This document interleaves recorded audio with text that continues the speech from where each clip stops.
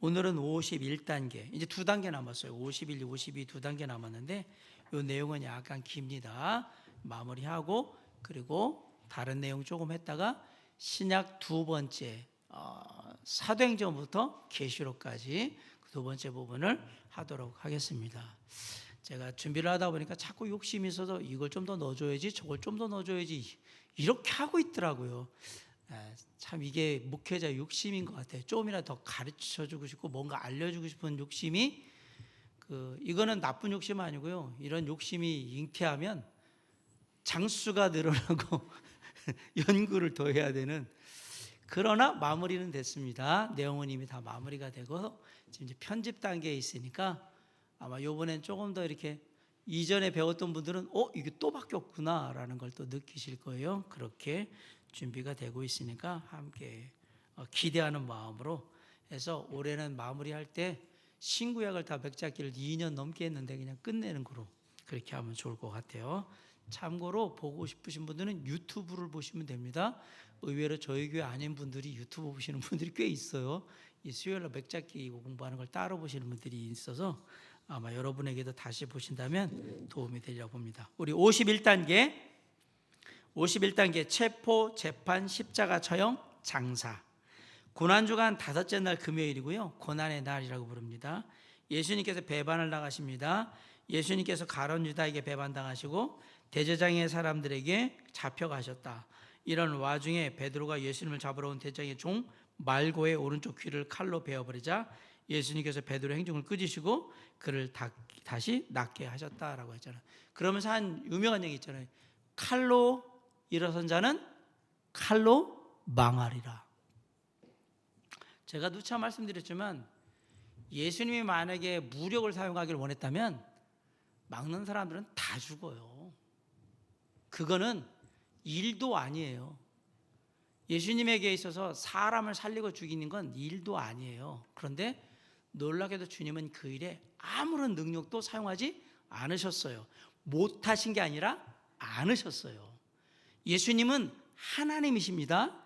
신성을 가지신 하나님이신 동시에 우리의 인간의 모든 것들을 또 함께하는 인성을 가지신 사람의 모습으로 나으셨다. 빌립보서에서 제가 지금 얘기하고 있는 게 그거잖아요. 하나님이신데 놀랍게도 하나님의 자리를 버리시고 하나님의 모습을 바꾸셔서 종으로 자기를 낮추셔서 인간의 모양으로 이 땅에 오셨다. 이거는 있을 수가 없는 일이다. 왜? 하나님이 굳이 인간의 몸을 입을 이유가 없는데 그 이유가 뭐였느냐? 우리에게 하나님의 참된 모습을 조금이라도 더 많이 알려주고 싶으셨고, 그리고 하나님이 함께 하신 하나님이라는 사실을 보여주고 싶으셨으며, 직접 당신이 십자가의 대속을 통하여서 고난 가운데서도 사랑한다는 걸 증명하시기 위해서 여기에 오신 거거든요. 그 하나님 때문에 우리는 기뻐하며 기뻐할 수 있는 것이고, 그 하나님 예수 그리스도 때문에 우리는 함께 하나가 될 수 있는 것이고, 그 하나님 때문에 그 하나님이 우리에게 계시기 때문에 우리는 그 하나님을 전하기 위해서 우리의 삶을, 이 땅의 삶을 드리고 그걸 하는 거거든요. 그래서 예수님은 우리에게 삶의 모범이 되시는 분이시다라는 사실을 기억하게 됩니다. 예수님께서 이 말고를 딱 쳤는데 베드로의 행동이 어떻게 보면 또 의연하게 보이기도 하지만 내가 원하는 게 그게 아니라는 사인을 주셨고요. 그리고 또 하나는 베드로가 아무리 그렇게 날뛰어봤자 잘못하면 베드로 죽습니다. 왜? 여기 지금 예수님 잡으러 온 사람들이 동네에 있는 애들이 온 게 아니에요. 병사들이 왔기 때문에 베드로가 그렇게 행동을 했다가는 큰일 납니다. 왜냐하면 베드로부터 칼 들고 날치는 사람부터 먼저 죽일 테니까. 그래서 꾸짖고 했어요. 그 다음에 베드로는 뭐 했을까요? 예수님과 함께 잡혀갔나요? 가만히 생각해 보니까 아주 베드로가 막 말고 귀도 막 날쳤는데 어디 갔어 얘? 어디 갔죠? 1번 갑자기 배가 아파서 화장실에 갔다. 2번 겁나서 도망갔다. 3번 예수님과 함께 잡혀갔다. 3번은 내가 한 번도 본 적이 없고 나중에 대제장이 뜰에 들어온 거 보면 아닌 것 같고. 자, 몇 번입니까? 화장실에 갔습니까? 도망갔습니까? 화장실에 갔다는 기억은 없고요. 나중에 나타나는 거 보면 도망갔는데 나중에 그럴 수도 있죠. 주님 사실 도망간 거 아니고요. 갑자기 배가 아파서 급하게 해서 화장실 갔다 왔는데 보니까 주님이 없더라고요. 이렇게 뭐 변명을 할 수 있겠지만 분명한 거는 베드로는 도망갔다는 사실이. 그럼 한번 생각해 보세요. 예수님을 잡으러 오는 그 사람들을 향해서 칼까지 휘두르면서 아주 혈기를 부리면서 호기 있게 했던 베드로인데 왜 도망을 가요? 날 잡아가. 그럼 예수님은 안 되라고 하면서 앞에를 막던지 뭐 그럴 줄 알았는데 그림은 그런 거잖아요. 그렇잖아요. 칼까지 휘둘렀으면 안 할 테니까 이렇게 해야 되는데 그거 하고 예수님이 꾸짖고 그러는 사이에 뭐 했다는 얘기예요? 소위 말해서 똑같다는 얘기입니다. 도망간 거예요. 예수님이 고쳐주고 말고 이게 상처 낫게 하고 이러는 동안 튀었다는 얘기거든요. 전문용어로 튄 거예요. 가만히 한번 생각해 보세요. 이거 참 모양이 참 그렇잖아요. 앞에서 막 호기롭게 막 칼까지 휘두르면서 막 귀도 내리치고 막 그래가지고 피 흘리게 만들고 막 피를 봤는데 예수님이 그래가지고 도망간 건가? 아니에요. 저는 생각합니다. 처음에 이렇게 했는데 예수님이 혼난 게 문제가 아니라 아마 다음에 따라오는 사람들을 봤을 거예요. 이거는 잘못하면 내가 죽겠구나라고 도망갔지 예수님이 그 얘기를 했기 때문에 아이고 미안하고 부끄러운 마음에 도망가고 뭐 그런 건 없어. 분명히 말고 뒤에 따라오는 사람들이 많았기 때문에 잘못하면 내가 죽겠구나라는 생각 때문에 도망가지 않았을까. 그렇기 때문에 나중에 왔을 때에도 쉽지 않았던 이유가 따랐죠, 맞죠? 예수님을 잡으러 왔던 사람들 중에 대제장의 뜰에 있던 사람들이 또 있었을 거 아닙니다. 아는 사람들도 있고 이게 문제가 됐을 거니까 그런 것들이 이렇게 그려지는 거죠. 그런 거 보면 시작은 되게 호기로웠는데 뒤는 아무것도 없고 예수님 혼자 놔두고 다 도망간 거죠. 두 번째, 올라왔던 제자들은 어디 갔으며 야고보와 요한은 어디 갔습니까? 얘네는 어디 갔어요? 또 이 제자들은? 왜 이 이야기에는 우리가 예수님이 잡혀가는 이야기에 왜 제자들이 잡힌 얘기는 하나도 없죠? 왜 없을까요? 이상하네요. 아마도 예수님 이제 깨서 우리 내려가자라고 하면서 다 깨웠겠죠? 졸고 있던 애들을 가자라고 했는데 아마 누군가는 제자 중에 누구라고는 모르겠지만 나중에 천국 가서 물어보세요. 올라오네? 사람들이 올라오는데 심상치 않다고 먼저 도망간 제자들도 있을 것이고요. 그 제자들 안에는 조금 더 도망가는 왜 이렇게 보다가 그리고 또 도망간 사람이 있을 것이고 그 중에 하나가 누구였던 거예요? 앞으로 튀어나간 사람이 베드로였던 거예요 뿐이죠. 나가서 너 뭐야? 예수님 온 거야? 했는데 그것까지는 좋았는데 저쪽에 보니까 아닌 거죠. 그리고 도망가. 결국 제자들은 다 도망을 갑니다. 말하면 예수님은 가룟 유다에게도 배신당하지만 제자들에게는 배신하기보다는 버림받은 거죠. 홀로 그냥 버림받은 거죠. 그 말이 그 말 아닙니까? 그냥 놓고 가신 거란 말이에요. 간 거예요. 그런 일을 당합니다. 그리고 예수님은 끌려가시게 되는 겁니다. 2번, 예수님께서 신문당하시고 모욕을 당하십니다. 먼저 제사장 가야바의 장인인 안나스에게 신문을 받으시고 다음으로 제사장 가야바와 공회에 의해 빠른 시간에 신문을 당하신 후 백성들이 예수님을 모욕하고 채찍질하고 그렇게 합니다. 3. 베드로가 3번 주님을 부인합니다. 예수님께서 제사장의 집으로 잡혀가자 대제장을 잘 아는 다른 제자와 베드로가 뒤따라 왔으나 자신을 수상히 여긴 문지키는 여종과 다른 종 옆에서 함께 불을 쬐던 사람들의 3번에 걸친 질문을 모두 부인하게 된다. 이때 주님이 베드로에게 예언하신 대로 닭이 울었어요. 닭이 울었어요. 자, 여기서도 마태, 마가, 누가, 요한복음은 약간씩 표현이 다릅니다. 베드로에게 질문을 한 3사람에 대해서 마태복음은 한 여종, 첫 번째 질문을 한 건 한 여종이었다고 얘기했고요. 두 번째는 다른 여종이었다고 얘기했고요. 세 번째는 곁에 섰던 사람들이 물어봤다라고 했어요. 마가복음은 여종이라고, 첫 번째도 여종, 두 번째 여종, 세 번째는 곁에 서 있는 사람들이라고 얘기를 합니다. 누가복음은 여종이 첫 번째로 물어봤고, 두 번째는 다른 사람이 물어봤다고 했고, 세 번째는 한 사람이 물어봤다고 그랬어요. 요한복음은 문 지키는 여종이라고 했고, 사람들이라고 했고, 베드로에게 귀를 잘린 사람의 친척인 종이라고 했어요. 자, 그럼 마태, 마가, 누가, 요한복음을 다 종합해 보면 첫 번째로 베드로가 예수의 제자라고 물었던 사람은 누구여야 합니까? 문 지키는 여종이 맞는 겁니다.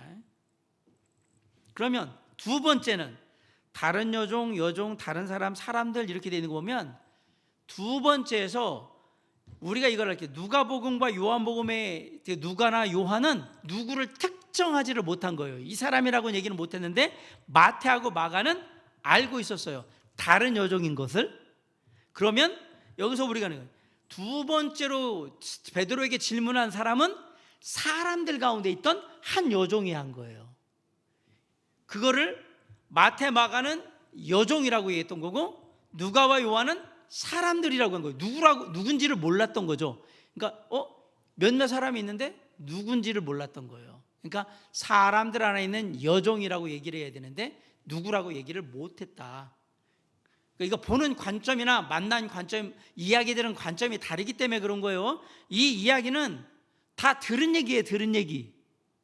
근데 그 들은 얘기에서 어떤 사람은 그렇게 물어본 여종 옆에 있던 사람은 걔가 그랬어 라고 얘기하고, 있는 사람은 있는 중에 누가 거기 여종이 한둘 있었던 거 아닌 것 같아요. 이거 보면. 그렇죠? 그 중에 누가 얘기를 하던데? 누군지 몰라요. 그걸 다 그냥 기록한 거예요. 이게 만약에 사람이 썼다 그러면 이거 다 맞춰야 돼요. 다 호구조사해야 한단 말입니다. 누가 얘기했어, 누가 했어. 그런데 하나님이 이걸 그대로 놔두시는 이유는 각자의 들은 관점에서 성경을 그대로 쓰도록 놔두고, 우리에게는 뭘 해준 거예요? 너희들이 그 부분에서 알아서 판단하라고 얘기를 한 거잖아요. 그러면 우리는 추리를 하는 거죠. 이렇게 모여있는 사람들 중에 지금 처음에는 한 사람이 물어본 건 정확해요. 왜냐하면 다 첫 번째 질문은 한 여종이 얘기한 거로 되니까. 그러니까 문 지키는 여종이 한 게 맞고, 두 번째는 여럿이 모여있는 사람들 중에 여종이 한 거예요. 어떤 여종이 했다라는 사실이고, 세 번째는 곁에 섰던 사람들, 곁에 서 있는 사람들 한 사람, 그랬어요. 베드로에게 귀를 잘린 사람의 친척인 종. 그러면 맨 마지막에 너도 예수의 제자가 아니냐고 물어본 사람은 과연 어떤 사람일까요? 요한복음에 의하면 베드로에게 귀를 잘린 사람의 친척인 종인 겁니다. 그런데 이 사람이 혼자 있었던 게 아니라 여럿이 있는 사람 중에서 이 사람이 얘기를 했는데 요한은 이 사람이 누군지를 알고 있었던 거죠. 정확하게. 베드로에게 귀를 잘린 사람이 누구예요? 말고라는 사람입니다. 말고의 친척인 종이었던 겁니다. 그 얘기를 정확히 하고 있는 거예요. 그러면 우리는 알 수 있어요. 첫 번째는 들어오자마자 한 여종이 당신 예수 제자 아닙니까? 라고 물어봤고, 두 번째는 사람들 모여있는 데 갔더니 그 모여있는 데 있던 한 여종이 당신 예수하고 같이 따랐는데? 라고 또 물어봤고, 세 번째는 사람들 모여있는 무리 속에서 말고의 친척인 종이 당신도 예수 제자 아니냐고 또 물어봤던 거죠.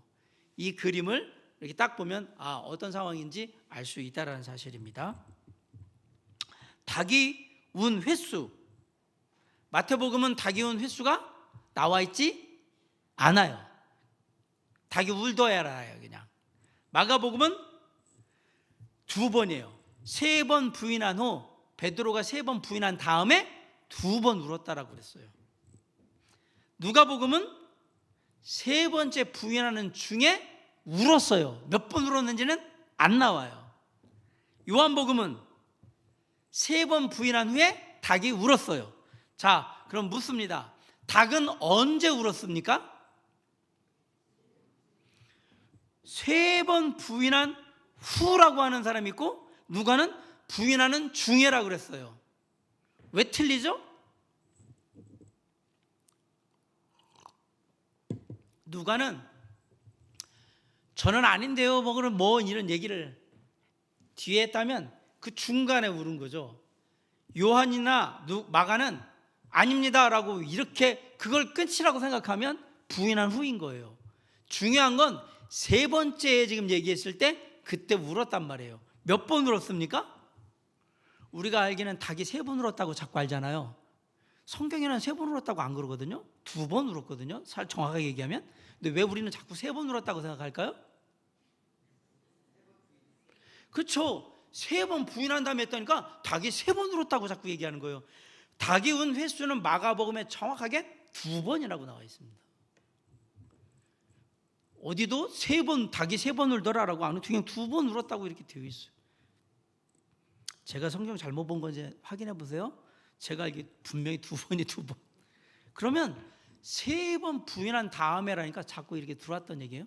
지금 제가 이 얘기를 왜 드리냐면 지금 앞에 있는 여종의 얘기나 이 닭이 운 횟수나 이것들이 뭐 중요합니까? 그게 그렇게 중요한 얘기입니까? 아니요. 성경을 읽을 때에 그냥 대충 읽으시면 안 돼요라는 얘기를 드리는 거예요.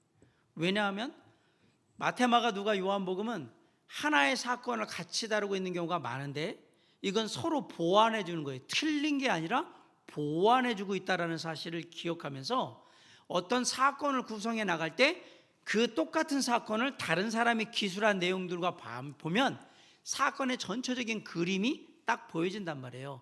그렇게 성경을 볼 수 있어야 한다. 그래서 복음서를 제가 지금 얘기할 때 보면 마태복음, 마가, 누가, 요한에 있는 사건을 똑같은 사건은 옆에다 참고 구절을 넣어놓고 이렇게 쭉 이렇게 해놨잖아요. 그 이유는 뭐냐면 이 3개 또는 4개 또는 2개의 구절을 종합해 볼 때 이 사건의 내용은 이겁니다라고 얘기를 해준 거예요.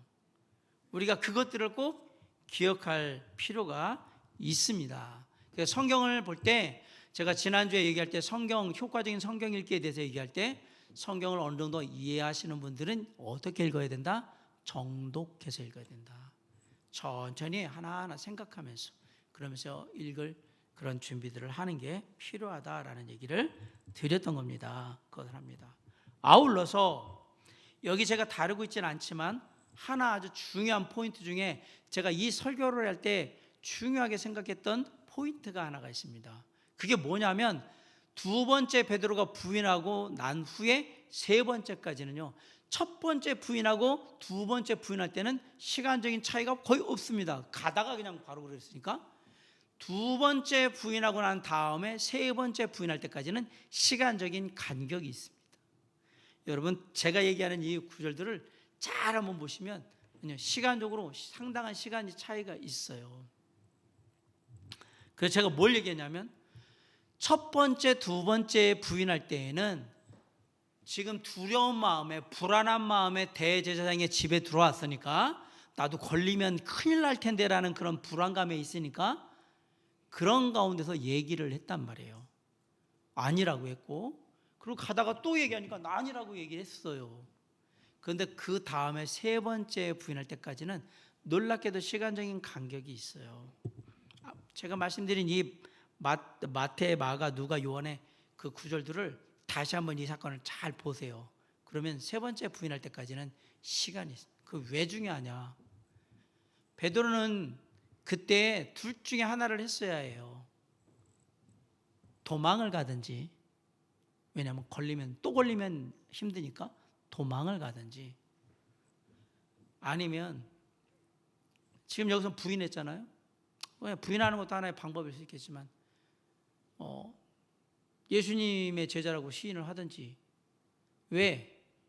자기가 그 모든 생각을 할 만한 시간이 있었거든요. 상황을 다 봤거든요. 그리고 누구도 봤죠? 누구도 만났어요 거기서? 예수님도 만났잖아요. 봤잖아요. 그 상황에서 나는 예수를 모른다고 부인했기 때문에 베드로는 심한 자괴감에 빠졌던 거예요. 누구를 봤기 때문에? 예수님을 봤잖아요. 마태복음 26장을 한번 펴보세요. 마태복음 26장.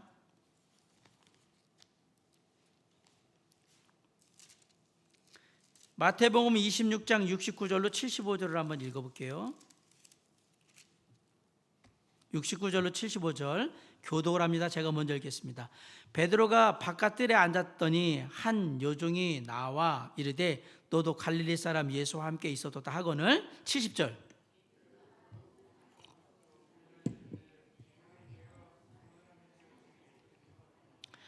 앞문까지 나아가니 봐봐요. 두 번째 할 때까지 시간이 별로 안 걸렸어요. 앞문까지 나가니 다른 여종이 그를 보고 거기 있는 사람들에게 말하되 이 사람은 나사렛 예수 함께 있었다. 다음에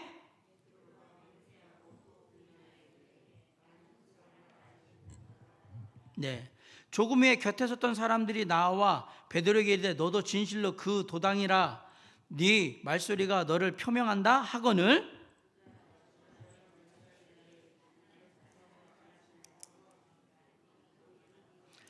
자, 여기서 보면 세 번 하는데 조금 후에 물어봤다라고 얘기했어요. 마태복음은 잘 기억하시고요. 또 하나 재미난 건 베드로가 처음에는 부인했고요. 두 번째는 맹세하고 부인하고요. 세 번째는 어떻게 했어요? 저주하고 맹세하고 그 다음에 부인하는 거예요. 맹세가 이르된데요. 맹세하고 부인한 거예요. 하나씩 단계가 지금 강해지고 있어요. 예. 자, 여기 끝났어요. 마가복음 14장 66절로 72절. 제가 묻습니다. 베드로는 아랫뜰에 있더니 대제장의 여종 하나가 와서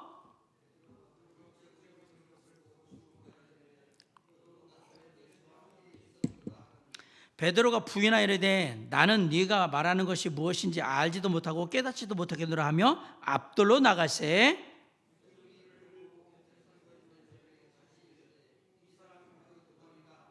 또 부인하더라. 조금 후에 곁에 서 있는 사람이 다시 베드로에게 말하되 너도 갈릴리 사람이니 참으로 그 도당이니라.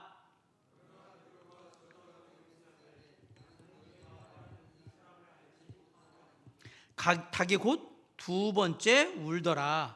이에 베드로가 예수께서 자기에게 하신 말씀 곧 닭이 두 번 울기 전에 네가 세 번 나를 부인하리라 하심이 기억되어 그 일을 생각하고 울었더라. 여기 이제 닭이 두 번째 울었다, 두 번 울었다고 얘기하고 있죠.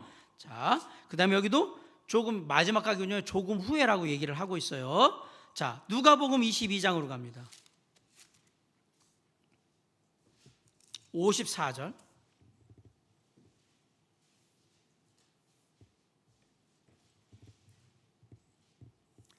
예수를 잡아 끌고 대장의 집으로 들어갈 새 베드로가 멀찍이 따라가니라.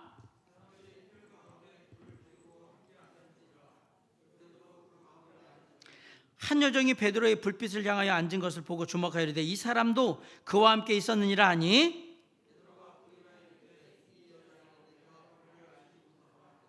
조금 후에 다른 사람이 보고 이르되 너도 그 도당이라 하거늘 베드로가 이르되 이 사람아 나는 아니로라 하더라.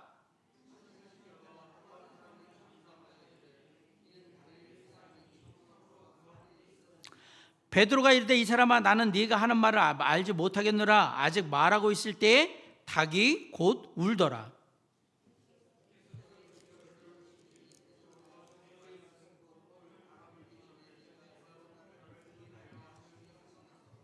밖에 나가서 심히 통곡하니라. 자, 요한복음 18 여기 보면 1시간쯤 있다가 다른 사람이 마지막에 물어봤다고 그랬어요. 마태하고 마가는 뭐예요? 조금 후에라고 했는데 여기는 1시간쯤 후에라고 얘기했어요. 자, 요한복음 18장. 성경을 이렇게 보면 얼마나 흥미진진합니까? 15절. 18장 15절부터 봅니다. 시몬 베드로와 또 다른 제자 한 사람이 예수를 따르니 이 제자는 대제장과 아는 사람이라 예수와 함께 대제장의 집들에 들어가고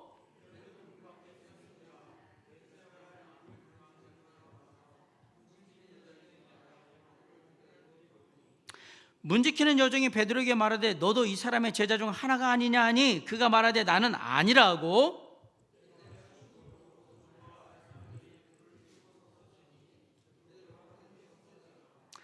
그 다음에 쭉 넘어가서요 여기서 모르니까 25절 가보세요. 시몬 베드로가 서서 불을 쬐더니 사람들이 묻되 너도 그 제자 중 하나가 아니냐. 베드로가 부인하여 이르되 나는 아니라 하니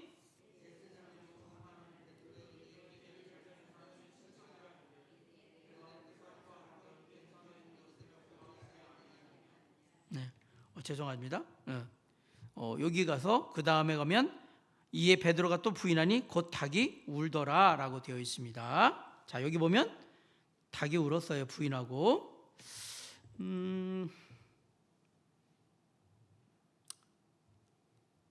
자, 3번 닭이 운다는 얘기는 어디에 있어요? 근데 왜 여러분은 3번 닭이 울었다고 자꾸 얘기를? 성경을 함부로 바꾸지 마세요. 2번 운 게 맞아요. 2번째 울었다고 했으니까 2번 운 건 맞고, 언제 울었냐? 3번째 부인한 후에, 또는 중간이라고 했는데 아마도 그 끝에라고 생각한 것 같다. 어떤 사람은 얘기가 더 있었으니까 그 얘기가 다 끝나지 않았으니까 중간이라고 누가는 얘기했던 거고요.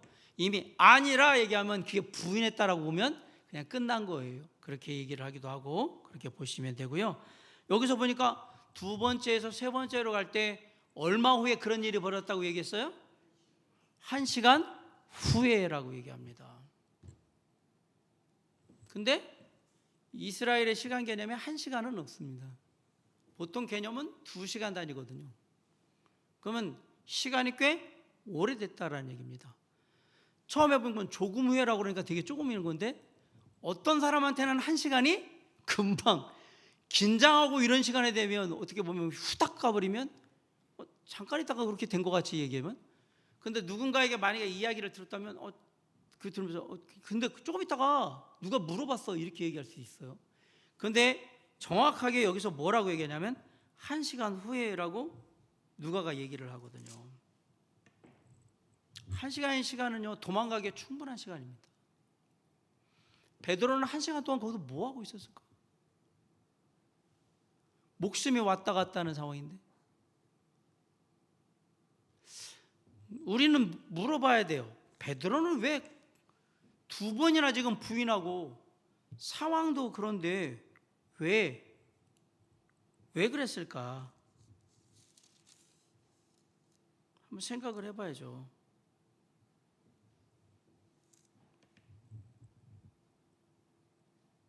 거기서 뭘 하고 있었을까? 궁금해요. 대제사장 집에 처음 들어가 봐가지고 구경도 다니지는 않았을 거 아닙니까? 그리고 만약에 예수님이 잡혀 있다면 어디에 잡혀 있는지도 금방 알 수 있어요. 지금 여기 예수님이 잡혀왔다면 사람들이 어디에 있다고 금방 알고, 그리고 모여있는 사람들 모이는데 가보면 거기 무슨 저기 구경하듯이, 동물원 구경하듯이 구경하고 막 그러고 있을 거 아닙니까? 저분이 예수라고. 그렇기 때문에 어디 있었는지를 모르는 건 아닌데, 그럼 과연 뭘 하고 있었지? 1시간 동안 과연 뭘 했을까? 도망도 안 가고. 그러면 좋아요? 멀리 서서 예수님 몰래 예수님을 쳐다보고 있다고 한번 생각해 봅시다. 빨리 숨어가지고 차마 배신했으니까 앞에는 못 나가고 보고 있다고 생각해 봅시다. 1시간 동안 그러고 있었다. 무슨 생각을 했게? 이 시간이 결코 작지 않다라는 얘기입니다. 이 시간이. 마지막 3번째 베드로의 부인은 마음에 결정을 내린 겁니다. 어떻게 하기로? 모른다고 하기로. 근데 그 결정은 앞에 들어왔을 때 살고자 하는 의지에서 모른다고 얼떨결에 막 대답하는 거하고는 전혀 차원이 다르다라고 말씀드리는 거예요. 왜? 이미 1시간 동안 그 안에 있어요 지금. 그리고 생각하고 있어요. 어떡하지? 도망가야 되나? 뭐 예수님 한 번이라도 봐야 되나? 어떻게 해야 되지? 사람들이 또 물어보면 뭐라고 해야 되지? 이 생각을 다 하고 있어요. 어느 시간 동안? 1시간 동안. 여러분에게 1시간이 짧은 시간이면 짧은 시간일지 모르지만 우리 예배드리는 1시간 길다면 긴 시간이에요. 이 예배에 익숙하지 않은 사람한테는 1시간은 무지하게 긴 시간이에요. 사랑하는 성도 여러분, 그래서 베드로의 자괴감은 정말 심했던 거예요. 최소한 3번씩 부인할 때, 그리고 예수님을 보고서도 그렇게 할 때까지 한다 그러면 진짜로 얼마나 괴로웠을까 하는 겁니다. 그럴 수밖에 없는 게, 당장 막 이렇게 이거 2번 걸렸는데 또 걸리면 큰일 나겠다 그러다가 이러다가 나가면서 누가 물어봐서 너 저기 아냐? 아니에요. 그러고 도망간 게 아니고 그 안에 머물러 있었다니까요. 머물러 있었어요. 그 공간에 예수 그리스도도 함께, 예수님도 함께 잡혀 있는 상태에서 머물러 있었고 베드로도 머물러 있었어요. 그 상황에서 부인한 거예요. 그렇기 때문에 이것은 가볍지 않다라는 얘기입니다. 그러면 그렇지, 사는 게 중요하니까 지금이야 뭐 어떻든 간에 많은 생각이 있어도 어차피 내린 결론은 뭐예요? 일단은 살고 보자. 인간의 본능이니까 당연히 그런 거겠지라고 얘기를 하는데, 자, 정말 그럴 거였다면, 사는 게 먼저였다면 베드로는 빨리 도망갔어야죠. 자꾸 사람들이 더 많이 알아보기 전에 도망갔어야 돼요. 근데 왜 그러고 있었냔 말이에요. 그러면 이 안에 생각할 수 있는 여러 가지, 그래도 예수님 뭐 제자 중에 또 제일 뭐 저기라고 했는데 그래도 예수님이 어떻게 있는지 한 번은 좀 보고 나가야 되지 않을까, 그런 마음에서 그러고 있었는지 모르겠는데, 그런데 그렇게 접근하기가 쉬웠을까요? 사실 쉽지 않았을 겁니다. 물론 예수님의 눈을 마주 보게 하는 일이 있었지만 쉽지 않았을 겁니다. 왜요? 병사들이 다 지키고 사람들이 지키고 있는 상태에서 그게 쉬운 일은 아니거든요. 그래서 정말 이게 문제가 될 수 있는 일이었다고 저는 보거든요. 그래서 제가 예전에 설교할 때도 마지막 세 번째 부인은 앞에 두 번 부인한 것과는 전혀, 그리고 뭐라 그러면 저주하고. 여러분들은 저주라는 말을 어떻게 생각하십니까? 저주라는 말은 진짜 무서운 말입니다. 하나님의 성품에 저주라는 말. 하나님은 누구도 저주하진 않거든요. 근데 베드로가 누구를 저주했냐면, 지금 그걸 물어본 사람을 저주했다는 얘기예요? 예수님을 저주했다는 얘기예요? 예수님을 저주했어요. 이걸 어떻게 설명해야 돼요? 예수님을 저주했어요. 예수님을.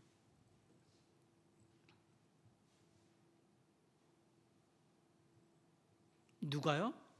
베드로가요.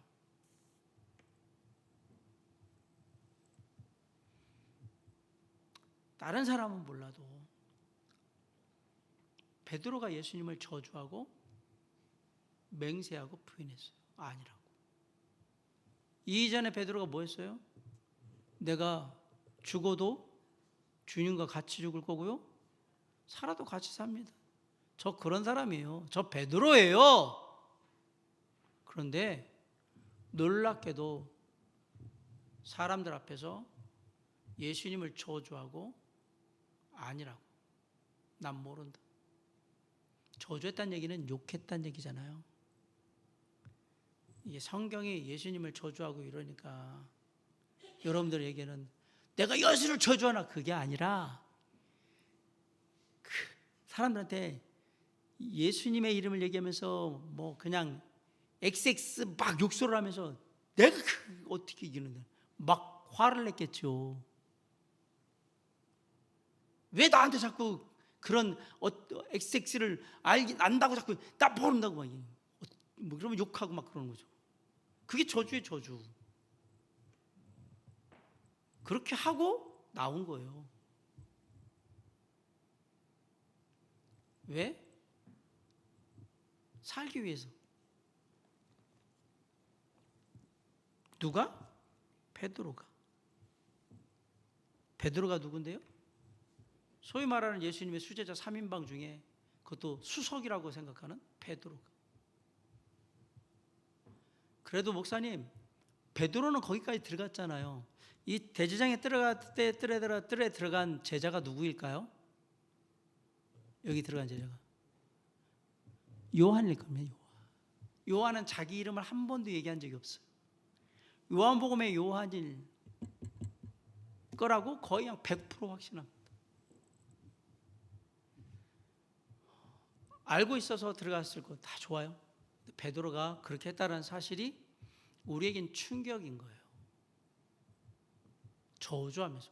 제가 얘기했잖아요.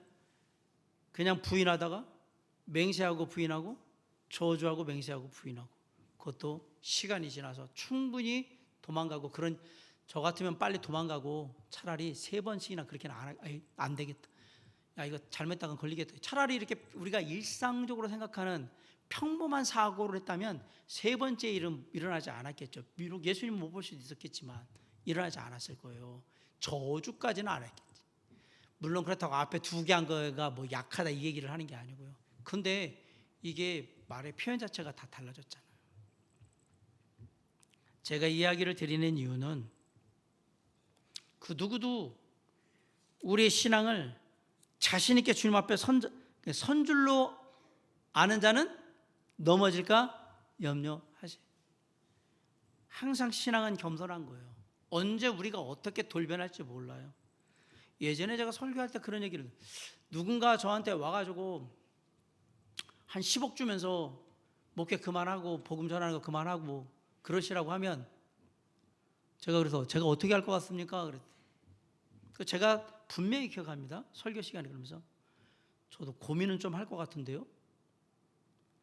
그럼 제가 그러면서 그랬어요.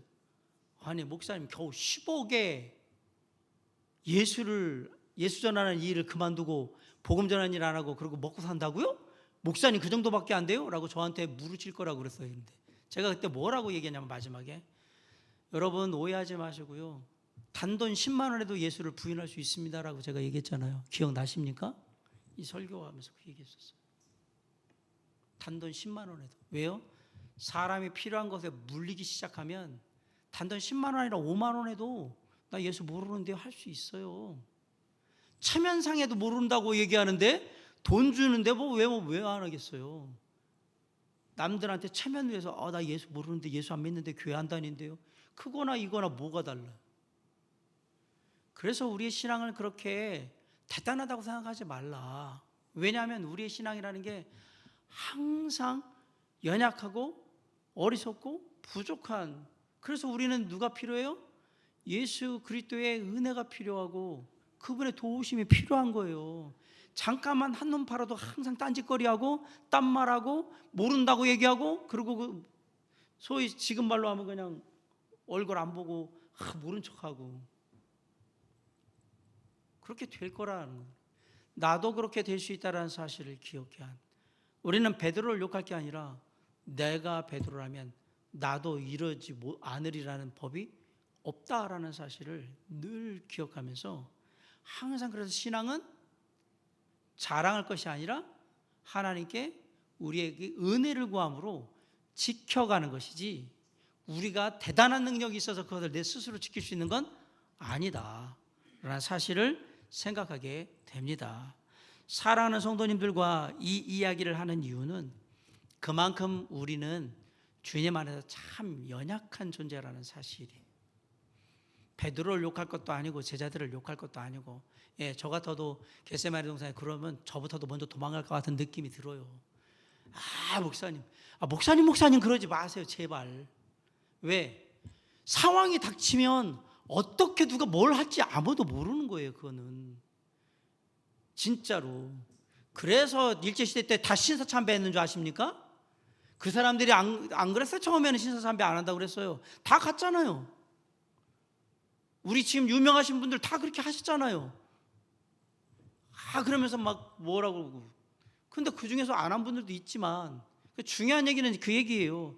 우리는 그만큼 연약한 존재예요. 선줄로 생각하면 넘어질까 항상 염려하셔야 합니다. 그렇기 때문에 우리에게는 항상 무엇이 필요하다? 주의 은혜가, 주님의 도우심이, 주님의 역사하심이 필요하다. 그래서 우리는 주님이 필요한 거예요.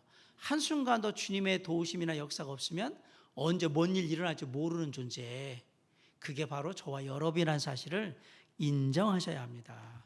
세상의 사람들은 그걸 인정 안 하는 사람들이고요, 아직 신앙 가운데 있지만 영적으로 어린 사람들은 그걸 인정하기가 아직은 그렇게 생각이 안 드는 사람들이기 때문에 그런 거고, 이미 인생을 살아보면서 신앙 가운데 겪은 우리는 알죠.